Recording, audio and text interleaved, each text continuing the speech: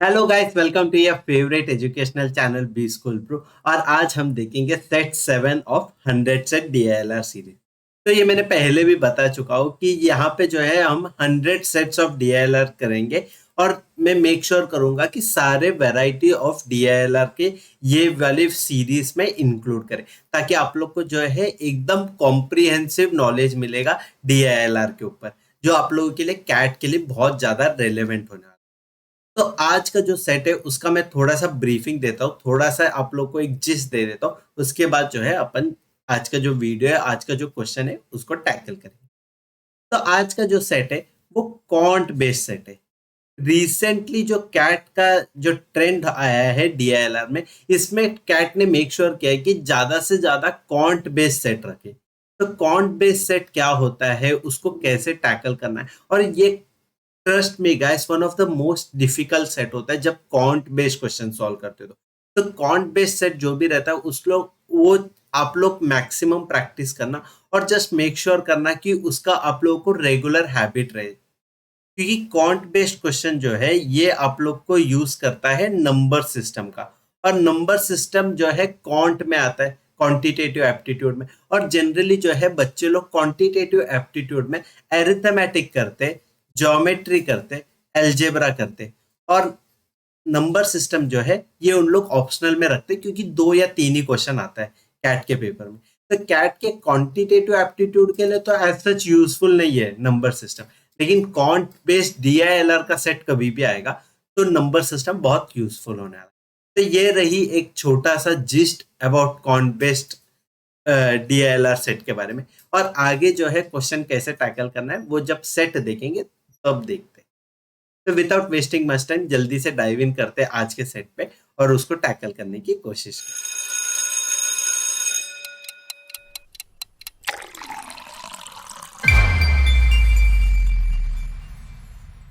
तो पढ़ते क्वेश्चन में क्या दिया है। 5 actors Ajay, Vijay, Chintu, Dev and Ishwar are disguised as U V X Y Z, not necessarily in this order. ठीक है, तो 5 एक्टर है A B C D E, उन लोग को डिस्गाइज किया हुआ है U V X Y Z करके। फिर आगे क्या दिया है वो ऊपर थे। Director Bhakti Kapoor interviewed the actors in the order Z Y X U and V. ठीक है, तो यहाँ पे एक फिक्स्ड ऑर्डर अपने को बताया गया है कि Z Y X U V, लेकिन जेड कौन है एक्स कौन है ये अपने को कुछ आइडिया नहीं है। लेकिन अपने को ऑर्डर बताया जिसमें इंटरव्यू हो गया था ये 5 एक्टर का। और ये 5 एक्टर का इंटरव्यू क्यों हुआ था, क्योंकि भूत अंकल फिल्म के लिए हुआ था। तो ये रहा है एक general statement for this question. ये सेट का एक जनरल स्टेटमेंट है जहां पे अपने को कौन से पैरामीटर है वो समझ में आता है। अभी एडिशनल इंफॉर्मेशन में चेक करते हैं। तो फर्स्ट एडिशनल इंफॉर्मेशन क्या है, विजय वॉज इंटरव्यूड आफ्टर ईश्वर। तो ईश्वर का पहले हुआ था और उसके बाद जो है उसके बाद हुआ था विजय का। फिर दूसरा स्टेटमेंट क्या दिया हुआ है, Ajay was interviewed before Chintu. तो Ajay was interviewed before Chintu. तो ये दो अपना स्टेटमेंट यूज हो चुका है। अभी आगे क्या लिखा है वो पढ़ते। The fee demanded by X U V were 2397 lakhs, 2379 lakhs and 1213 lakhs respectively. तो ये बहुत अमीर कोई तो 5 एक्टर है शायद, क्योंकि उनका जो रेट है, उनका जो फी डिमांड किया उन्होंने वो बहुत ज्यादा है, 2397, 2379, 1213 lakhs करके। तो ये वाला इंफॉर्मेशन मैं एज सच यूज नहीं करूंगा, तो मैं उसको एक सर्कल कर देता हूँ। अभी नेक्स्ट वाला इंफॉर्मेशन पढ़ते हैं। तो नेक्स्ट इंफॉर्मेशन में बताया one of the remaining 2 actors demanded 1123 and the other demanded a sum between 1201 and 2288। ठीक है, तो यहाँ पे अपने को 3 एक्टर का जो फीस है उसके बारे में बताया था। उसके अलावा 2 और एक्टर बचे, क्योंकि टोटल 5 एक्टर थे और उसमें से 3 का डेटा अपने को दिया था। तो बचे हुए 2 में से एक का रेट है 1123 और दूसरे का रेट है 1201 और 2288 के बीच में। तो फिक्स्ड वैल्यू जो है वो नहीं दिया। तो यहां तक सब समझ में आया। अभी अपन जो है फिफ्थ पॉइंट पढ़ते। तो ये वाला भी पॉइंट अपन ने, क्योंकि वो मैथमेटिकल फॉर्मूला में कुछ नहीं लिखा है, तो उसको भी मैंने एक सर्कल करके रखा। अभी फिफ्थ पॉइंट पढ़ते।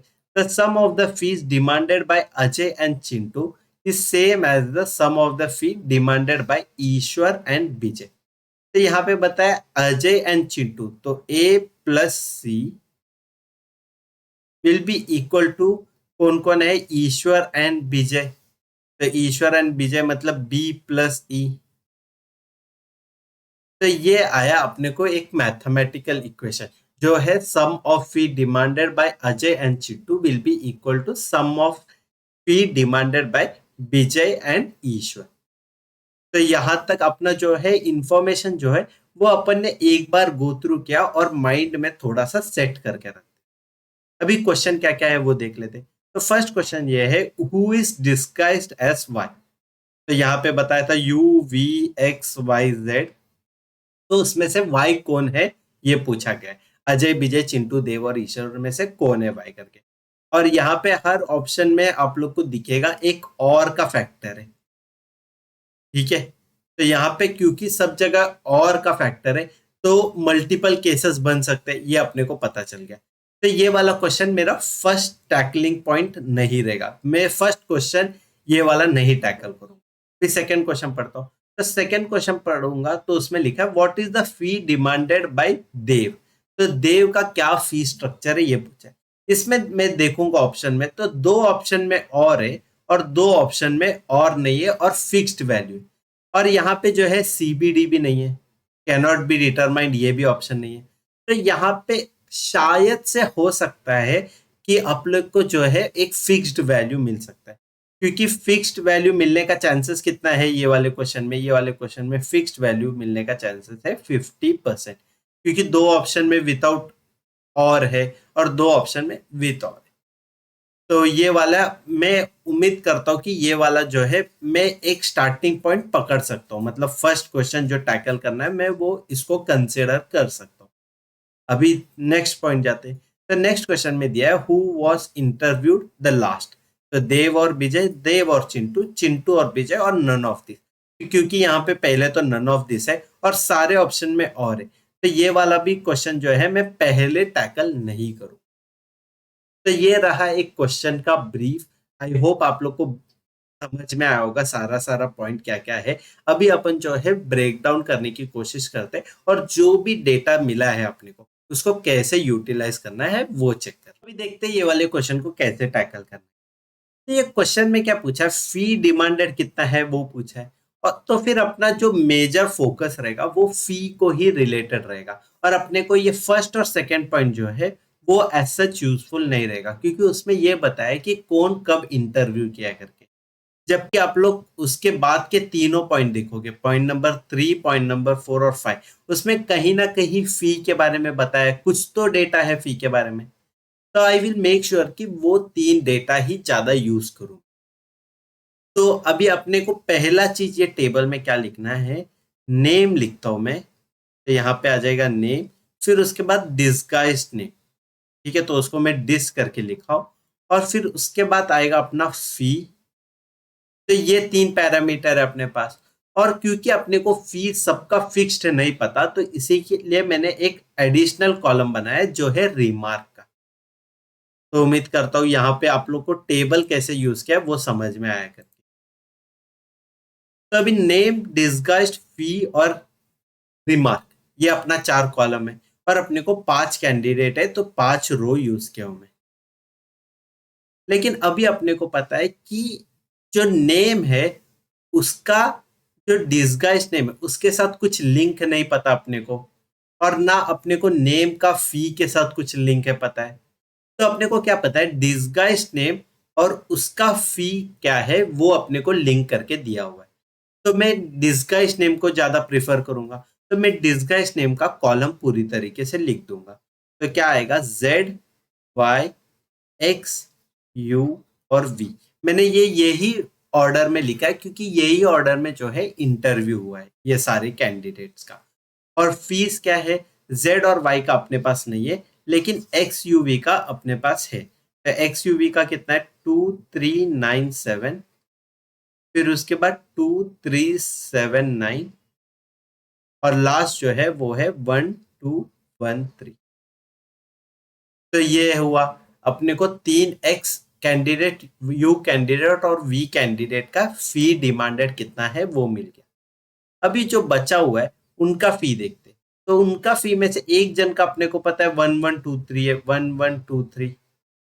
तो मैं वो यहाँ पे लिख रहा हूँ। तो एक के फी में लिखा हो तो दूसरे के रिमार्क में लिखा हो, क्योंकि ये जो है ये इंटरचेंजेबल है, ऐसा में दिमाग में सोच के रखो कि या तो 1123 जेड के पास जाएगा या तो वाई के पास जाएगा। तो अगर जेड को गया तो वाई को नहीं मिलेगा, और अगर वाई को गया तो जेड को नहीं मिलेगा। तो ऐसा मैंने इंटरचेंजेबल वे में लिख दिया। फिर दूसरा जो बंदा है उसका अगर अपने को रेट देखना है तो वो अपने को एक रेंज दिया है 1201 से लेके 2288 तक। तो वही मैंने सेम इधर भी लिख दिया रिमार्क में, 1201 से लेके 2288 तक। तो अभी ये अपने को पूरा थर्ड और फोर्थ पॉइंट अपन ने जो है पूरी तरीके से यूज कर दिया। और इसके अलावा अपने को फी रिलेटेड कौन सा पॉइंट दिया हुआ है? अपने को फी रिलेटेड दिया हुआ है पॉइंट नंबर 5। तो अभी पॉइंट नंबर 5 को कैसे यूज करते हैं वो देखते हैं। तो क्या दिया है, the sum of the fee demanded by Ajay and Chintu is same as the sum of the fee demanded by Ishwar and Vijay. ठीक है, तो इसमें बताया अजय एंड चिंटू और ईश्वर एंड विजय। लेकिन ये दो अपने को तो नेम का कोई भी कॉलम में से कोई भी रो फिल नहीं हुआ है, सारा रो अभी भी ब्लैंक है। तो मैं यहाँ पे ना अजय को आइडेंटिफाई कर सकता हूँ ना चिंटू को आइडेंटिफाई कर पाऊंगा। The same goes with Ishwar and Vijay. तो कैसे टैकल करना है ये देखना है। तो ये टैकल करने के लिए one of the best way जो मैंने एज ए स्टूडेंट बहुत ज्यादा यूज किया वो ये है कि पहले जो फी स्ट्रक्चर है उसको अपन असेंडिंग ऑर्डर में लिख देंगे। ठीक है, फी स्ट्रक्चर को जो है असेंडिंग ऑर्डर में लिखेंगे। तो असेंडिंग ऑर्डर में सबसे पहले कौन आएगा? सबसे पहले आएगा 1123। ठीक है, तो 1123 सबसे लोएस्ट है। फिर उसके बाद क्या आएगा? उसके बाद 1201 और 1213 में कंपटीशन है। और आप लोग बोलोगे क्लियर कट 1201 आगे आएगा, लेकिन देखो 1201 एक रेंज का एक हिस्सा है। तो रेंज का लोएस्ट पॉइंट 1201 है और हाईएस्ट पॉइंट 2288 है। तो वहां पे जो प्रोबेबिलिटी है ज्यादा आने का 1213 से ज्यादा ही है। तो इसीलिए मैं सेकंड ऑर्डर पे दूंगा 1213 को, और फिर थर्ड में दूंगा मैं ये रेंज जो है 1201 से लेके 2288 तक। ठीक है, मैं उम्मीद करता हूँ कि ये मैंने थर्ड पॉइंट पे क्यों लिखा ये आप लोग को अच्छे से समझ में आ गया। अभी उसके बाद कौन सा सबसे छोटा नंबर है? 2379। तो यहाँ पे आ जाएगा 2379। और लास्ट एंड फॉरमोस्ट यानी कि सबसे हाईएस्ट नंबर जो है वो एक्स कैंडिडेट डिमांड कर रहा है, which will be equal to 2397।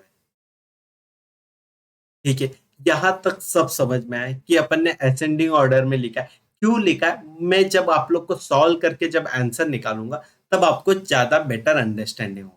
लेकिन यहां तक असेंडिंग ऑर्डर में लिखा ये तक समझ में आया। गुड, तो अभी आगे जा। अभी अपना नेक्स्ट स्टेप ये रहेगा कि अपने को ऐसे दो पेयर निकालने। ठीक है, दो पेयर निकालने जिसका एडिशन एक दूसरे से इक्वल होगा। तो अजय एंड चिंटू एक पेयर होगा और ईश्वर एंड विजय दूसरा पेयर होगा, और इन दोनों का समेशन एक दूसरे से इक्वल होना चाहिए। और अभी इसके लिए ही मैंने जो है आप लोग को असेंडिंग ऑर्डर में लिखने बोला। तो असेंडिंग ऑर्डर लिखने से बहुत काम आसान हो जाता है, क्योंकि अपने आप फर्स्ट स्टेप होता है दोनों एक्सट्रीम्स को ऐड करना। तो 1123 को 2397 से ऐड करेंगे। तो 1123 को 2397 से ऐड करेंगे तो अपने को आंसर मिलता है कितना? 3520। मैं यहाँ पे कैलकुलेटर यूज कर रहा हूँ क्योंकि बहुत बड़ा नंबर हो रहा है इसीलिए। तो यहाँ पे 3520 हो गया। और मैं जो है नेक्स्ट टू एक्सट्रीम्स को ऐड करके देखता हूँ, या फिर नेक्स्ट टू एक्सट्रीम नहीं भी ऐड करूंगा, मैं 2379 को इससे माइनस करके दूंगा। तो मैंने फर्स्ट स्टेप में क्या किया, 1213 और 2397 को ऐड किया तो मेरे को मिला 3520। Which will be equal to क्या होएगा 2379 प्लस समथिंग। ठीक है, तो 3520 को जब आप माइनस करते हो 2379 से, तो अपने को आंसर मिलता है, ये x का वैल्यू जो आना चाहिए वो विल बी इक्वल टू 1141। तो 1141, और अपने को पता है ना ऑप्शन 1213 है एक, और अपने पास दूसरा ऑप्शन 1201 के ऊपर वाले। तो अपने को एक चीज श्योर पता चल गया कि ये वाला केस जो है ये फेल हो गया, ये वाला केस फेल हो गया, ऐसे 1213 और 2397 नहीं ऐड कर सकते। तो अभी अपने पास सेकेंड ऑप्शन बचेगा जो है 1213 को लेके एंड नंबर से ऐड करके देखना। तो जब 1213 को ऐड करते हैं 2397 के साथ, we get a sum as 3610। Now 3610 equal to 2379 plus X. ठीक है, तो अभी 3610 को माइनस करूंगा 2379 से, तो अपना आंसर क्या आएगा, अपना आंसर आ जाएगा x will be equal to 1231। ठीक है, तो 1231 आएगा अपना आंसर। और 1231 क्या है, 1231 इन दोनों के बीच में है, तो ये अपने को एक एक्सेप्टेबल रेंज है और एक एक्सेप्टेबल वैल्यू है। आप लोग चाहिए तो एक बार ये भी ट्राई कर सकते हो कि 1123 प्लस 2379 करके देखो। तो 1123 प्लस 2379 करोगे तब भी आप लोग को आंसर जो है वो एक्सेप्टेबल रेंज में जो है वो नहीं मिलेगा। तो आप लोग चेक करके ये कमेंट सेक्शन में कंफर्म करके बता देना। तो यहां से अपने को पता चला जो फिफ्थ बंदा है, जो फिफ्थ बंदा है उसका रेट होगा, उसका फी जो डिमांडेड होगा वो होगा 1231। ठीक है, तो यहाँ पे जो है मैं इरेज कर दूंगा और यहाँ पे मैं फाइनल वैल्यू लिखूंगा which will be equal to 1231। ठीक है, तो यहां तक सारा समझ में आया कि अपन ने जो है पांचों बंदों का जो है फी स्ट्रक्चर अपन ने निकाल दिया। अभी इसके बाद अपना मेन पॉइंट क्या रहेगा, इसके बाद अपने को फाइंड आउट करना है कि देव इनमें से कौन सा बंदा रहेगा करके। तो देव कौन सा बंदा है वो जल्दी से फाइंड आउट करने की कोशिश करते हैं। अभी जो है, अभी अपने को प्योर लॉजिकल रीजनिंग और प्योर कॉमन सेंस यूज करके जो है देव का जो फी डिमांडेड है वो फाइंड आउट करते। तो वो कैसे करते वो देखते। तो यहाँ पे अपन ने जो है पांच में से चार डेटा यूज किया था। तो पांच में से चार कौन से यूज किया था मैं इधर सर्कल कर देता हूँ। तो मैंने एक 1213 यूज किया था, तो मैंने 1213 को सर्कल कर, फिर 2379 को 2397 को यूज किया, तो 2397 को मैं सर्कल कर दिया। फिर इसके बाद मैंने और दो कौन से यूज किए, तो इसके बाद मैंने और दो ये यूज किए थे। एक तो था 1231, तो 1231 कोई तो एक हो सकता है, अभी के लिए मैं ये एज्यूम कर लेता हूँ ये वाला फाइनल है करके। ठीक है, तो 1231 भी मैंने यूज कर दिया। फिर उसके बाद जो बचाव है वो है 237। तो ये चार, पांच में से ये चार वैल्यू मैंने यूज कर चुका हूं। तो क्योंकि मैंने ये चार वैल्यू यूज कर दिया, तो यहां में से मेरा अजय, चिंटू, ईश्वर और विजय, ये चारों कट हो गए। अजय, चिंटू, ईश्वर और विजय। तो पांचवा बचा कौन, पांचवा बचा देव। तो देव जो है वो ये पूरे कैलकुलेशन में कभी भी इन्वॉल्व नहीं हुआ है। तो ऐसा कौन सा नंबर है जो कहीं पे भी इन्वॉल्व नहीं हुआ, वो है 1213। ठीक है, तो 1213 है ऐसा नंबर जो कोई भी कैलकुलेशन में इन्वॉल्व नहीं हुआ।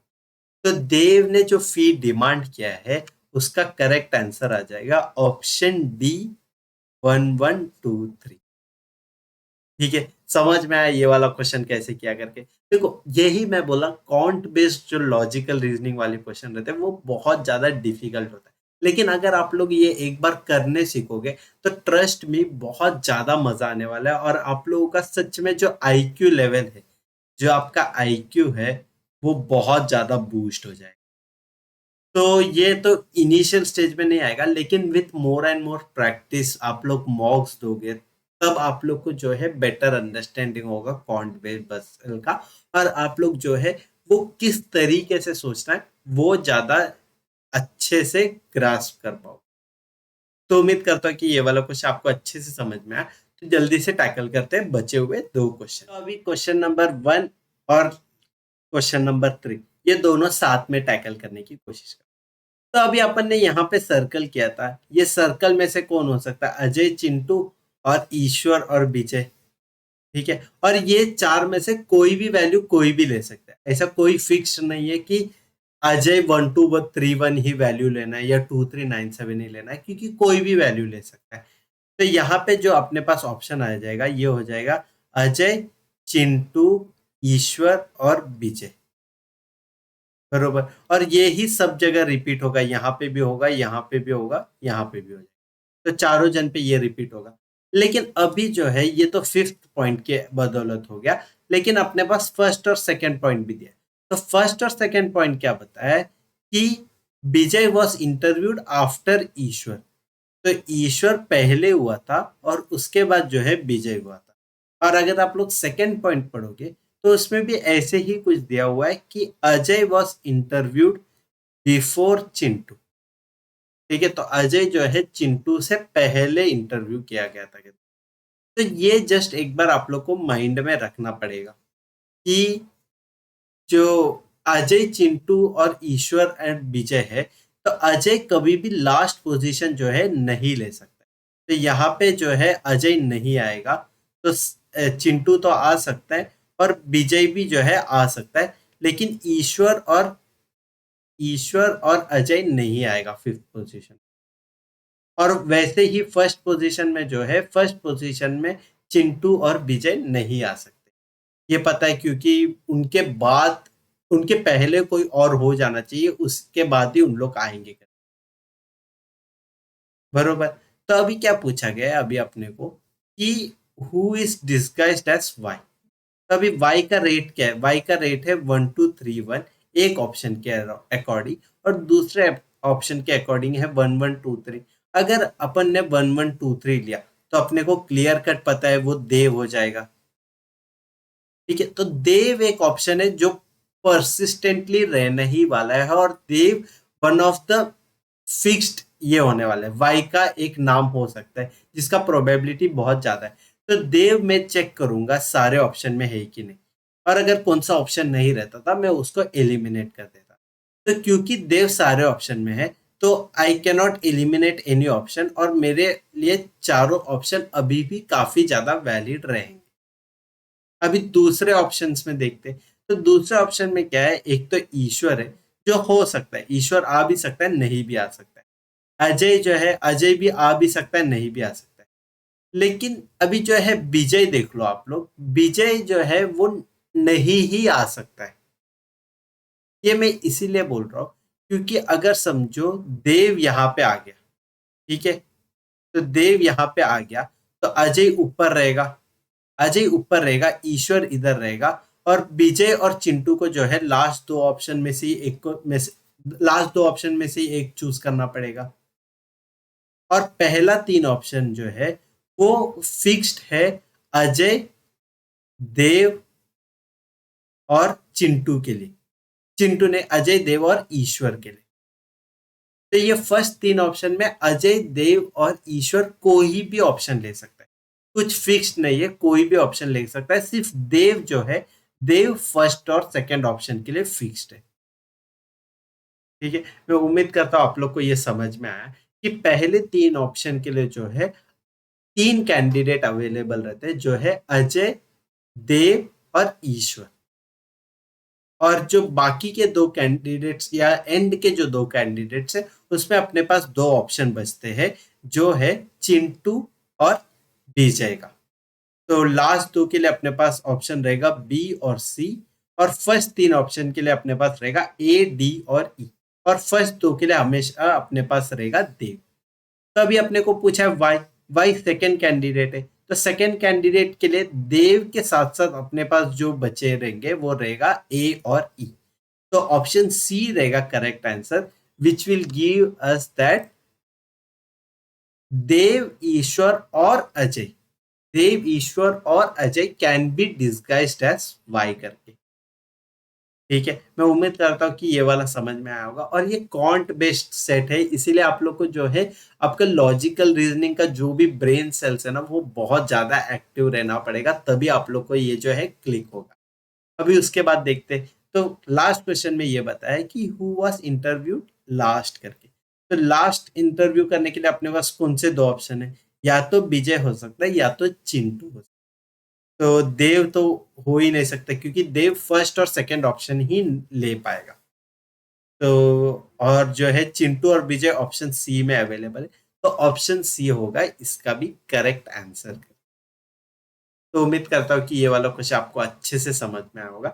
और अगर आप लोग को हमारा कंटेंट वगैरह अच्छा लगे तो प्लीज लाइक शेयर सब्सक्राइब करना हमारे चैनल को, और हमारे चैनल को जो है ग्रो होने में मदद करना। इसके साथ साथ मैं ये भी कहना चाहता हूँ कि ये सारा जो भी 100 सेट में यहाँ पे वीडियो डालूंगा, इसका without annotation just question format में जो है मैं मेरे टेलीग्राम चैनल में डालूंगा। तो टेलीग्राम चैनल का जो लिंक है वो मैं नीचे डिस्क्रिप्शन में दे दूंगा, तो आप लोग प्लीज वहां पे ज्वाइन करना, ताकि आप लोग को मैं डेली एक नया सेट दे पाऊंगा वहां पे फॉर योर प्रैक्टिस पर। तो जल्दी से मिलते हैं अगले वाले वीडियो में। Till that happy study, happy brewing. चलो बाय।